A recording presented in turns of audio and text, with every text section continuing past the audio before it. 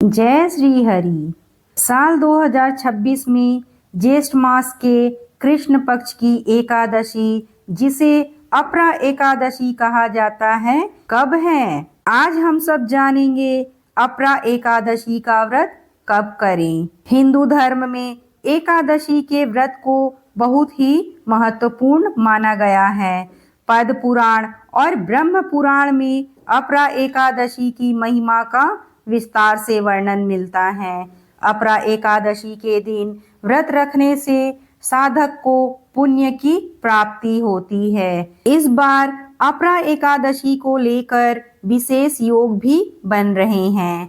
हिंदू पंचांग के अनुसार यह पवित्र तिथि 13 मई बुधवार को पड़ रही है।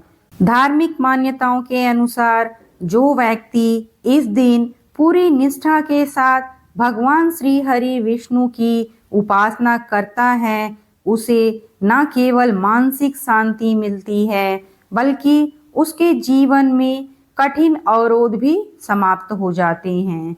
इस व्रत का फल कार्तिक मास में स्नान करने या कुंभ मेले में स्नान करने के समान माना गया है। आइए जानते हैं अपरा एकादशी कब से प्रारंभ होकर कब समाप्त हो रही है।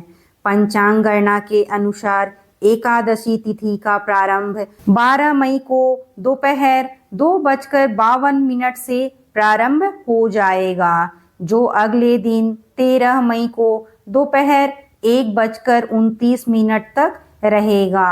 उदया तिथि के कारण यह व्रत 13 मई को ही रखा जाएगा और जो व्रत के पारण का समय रहेगा वह 14 मई की सुबह 5:31 से 8:14 के बीच होगा, जबकि द्वादशी तिथि का समापन 14 मई की सुबह 11:20 पर होगा। अपरा एकादशी के दिन सूर्योदय से पूर्व उठकर पवित्र रूप से स्नान करें और व्रत का संकल्प लें।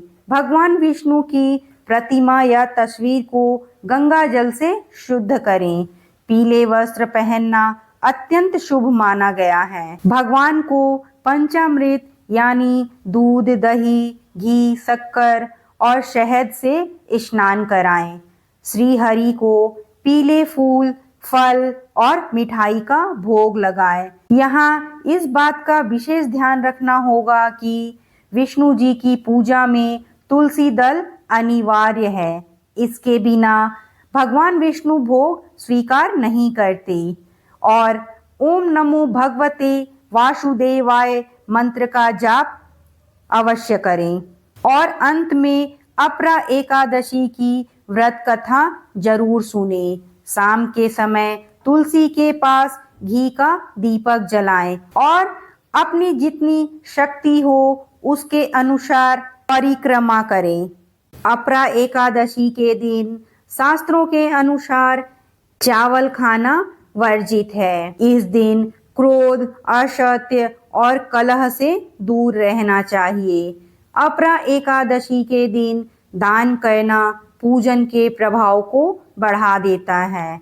चूंकि यह एकादशी ज्येष्ठ माह में आती है, तो इस समय घड़े का दान, रसीले फल का दान, पंखे का दान आदि बहुत ही महत्व रखता है। पूर्ण ब्रह्मचर्य का पालन करते हुए मन को ईश्वर की भक्ति में लीन रखना चाहिए। रात्रि को जागरण करना चाहिए और भगवान विष्णु